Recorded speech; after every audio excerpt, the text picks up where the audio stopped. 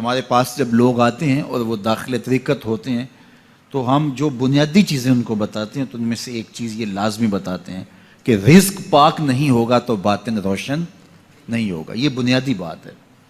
اگر رزق پاک نہیں ہے تو میرے حضور نے ارشاد فرمایا کہ ایک بندہ سفر کر کے کعبۃ اللہ کے صحن میں پہنچتا ہے اور کعبے کے پردوں کو تھام لا ہے وہ یمد یدیہ اور لمبے لمبے ہاتھ کر کے کہتا ہے اے اللہ, لیکن اس کا کھانا حرام ہے, اس کا پینا حرام ہے, اس کا لباس حرام ہے, وہ غذیہ بالحرام, اس کو غذا حرام سے دی گئی ہے.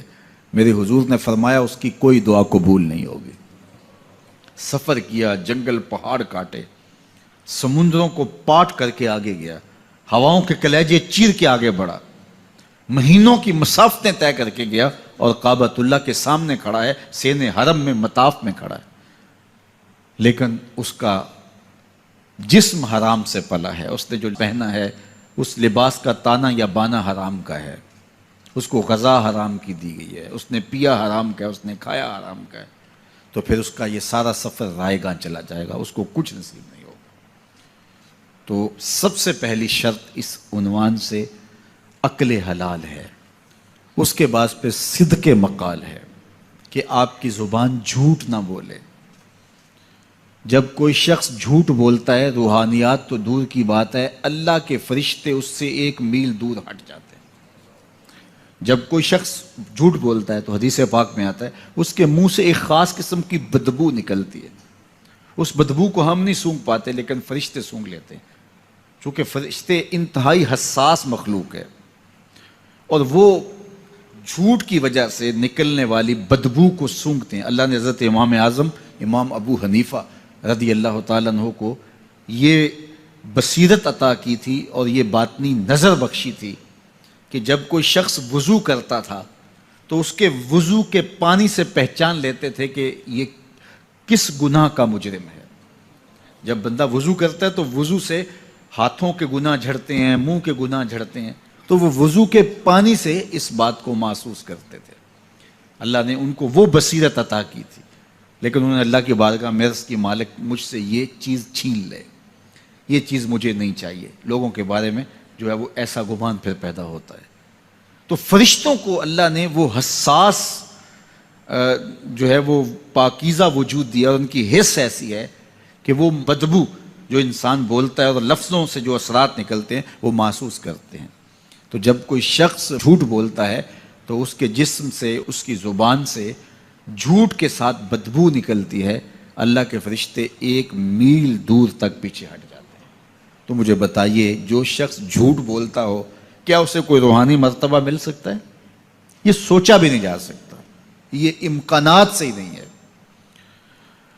اللہ کے محبوب علیہ السلام سے پوچھا گیا کہ حضور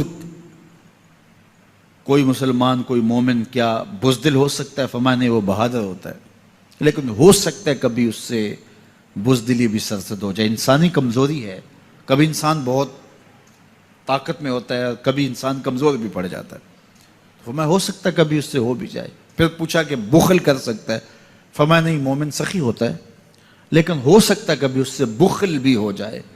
کبھی کبھی دولت اسے اچھی بھی لگنے لگ جاتی ہے, جس طرح فرمایا گیا کہ اولاد مبخلتن مجبنتن, یہ جو اولاد ہوتی ہے یہ بندے کو بخیل بھی بنا دیتی ہے اور بزدل بھی بنا دیتی ہے. جب اولاد نہیں ہوتی تو بندہ سخی بھی ہوتا ہے اور بندہ جو ہے وہ مشکل حالات میں بھی کود جاتا ہے, لیکن جب اولاد ہوتی ہے تو پھر مشکل حالات میں کودنے سے پہلے سوچتا ہے میرے بچے ہیں یتیم ہو جائیں گے. اس کو یہ خیال آتا ہے, پہلے ایسے مال لٹاتا ہے لیکن اولاد ہو جائے تو پھر وہ اولاد کا سوچتا ہے کہ ان کے لیے کچھ میں جمع کر لوں.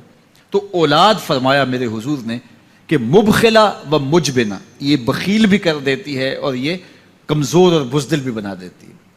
تو مومن ہوتا بہادر ہے لیکن ہو سکتا ہے کبھی اس سے بزدلی بھی ہو جائے. مومن سخی ہوتا ہے لیکن کبھی ہو سکتا ہے اس سے بخل بھی ہو جائے. لیکن تیسرا سوال حضور سے پوچھا گیا کہ مومن جھوٹا ہو سکتا ہے؟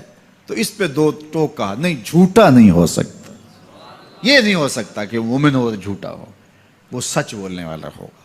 تو عقل حلال اور صدق مقال, یہ 2 خوبیاں جو ہیں یہ اہل اللہ کا طرائے امتیاز ہے اور یہ مجھے اور آپ کو اختیار کرنی چاہیے. حضرت خلیل اللہ جب وادی غیر ذی زرع میں سیدہ ہاجرہ اور ان کے معصوم نونہال کو چھوڑ کر کے جانے لگے۔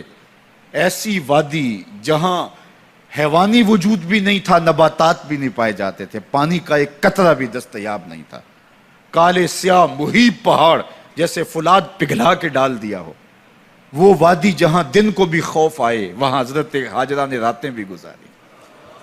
کتنا دردناک لمحہ تھا جب سحری کا وقت ہوا، حضرت خلیل اللہ دعائیں دے کے رخصت ہونے لگے، حضرت ہاجرہ سلام اللہ نے آگے بڑھ کے اپنے شوہر نامدار کا دامن پکڑ لیا، تمسکت بعضیالہ، دامن پکڑ کے بولی میرے شوہر نامدار، اس محیب وادی میں، اس پہاڑوں کے دامن میں جہاں دن کو بھی خوف آئے، نونہال معصوم کے ہمراہ مجھے چھوڑ کے کہاں جا رہے ہو؟ حضرت خلیل اللہ نے کوئی جواب نہیں دیا۔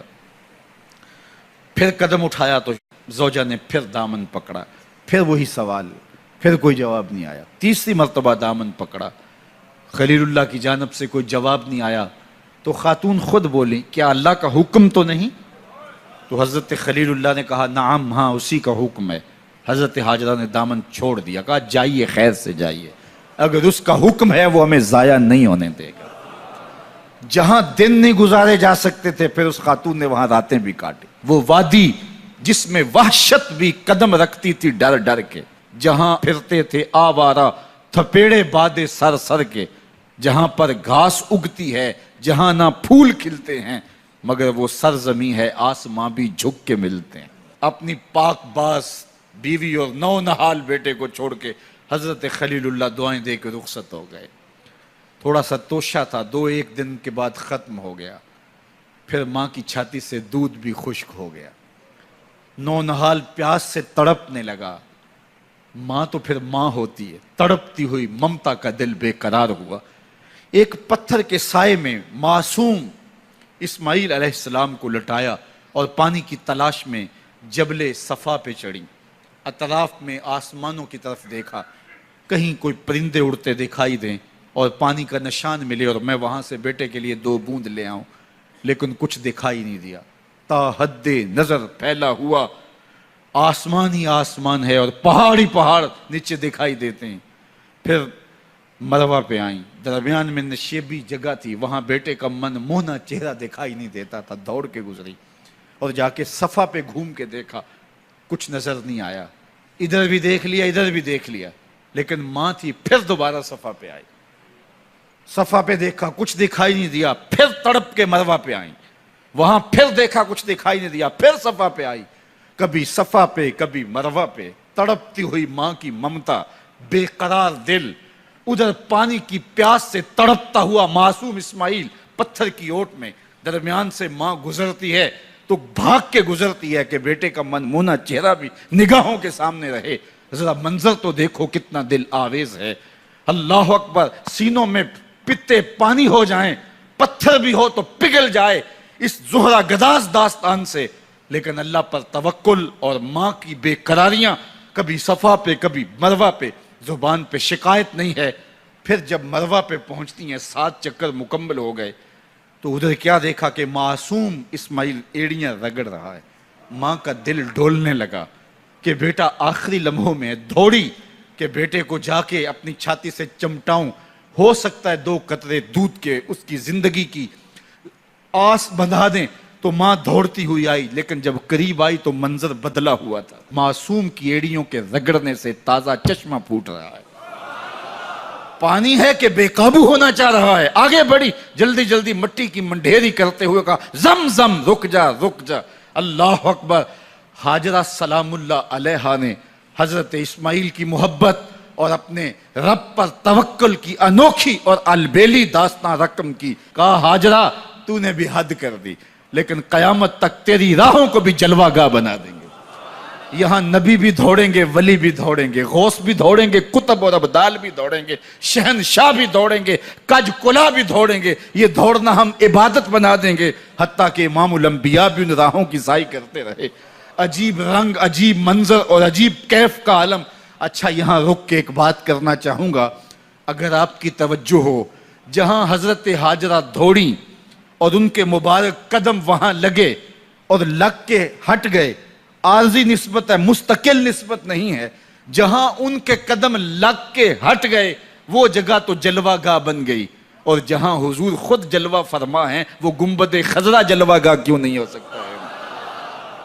اب یہ پانی جہاں حضرت اسماعیل کے قدم لگے، یہ پانی دنیا کا عظیم ترین پانی ہے، اور پھر اس کا پروٹوکول یہ ہے، اس کو کھڑے ہو کے پیا جاتا ہے۔ یار یہاں بھی رک کے ایک بات کہہ دوں، حضرت اسماعیل کے قدموں کو چھونے والے پانی کا پروٹوکول ہے کہ اس کے لیے کھڑے ہو جائیں، اور حضرت اسماعیل مسجد اقصیٰ میں جس کے پیچھے کھڑے ہو کے نماز پڑھتے ہیں اس امام کے لیے کھڑے ہو کے مصطفیٰ جان رحمت پہ لاکھوں سلام پڑھ لیں تو اس میں شرک کہاں سے آ جائے گا؟ تو یہ تکریم ہے، یہ عزت ہے اس پانی کی کہ اس نے حضرت ذبیح اللہ کے قدم چھوئے ہیں۔ تو یہ سارا حج اللہ اکبر ہمیں ہمارے ماضی سے جوڑتا ہے۔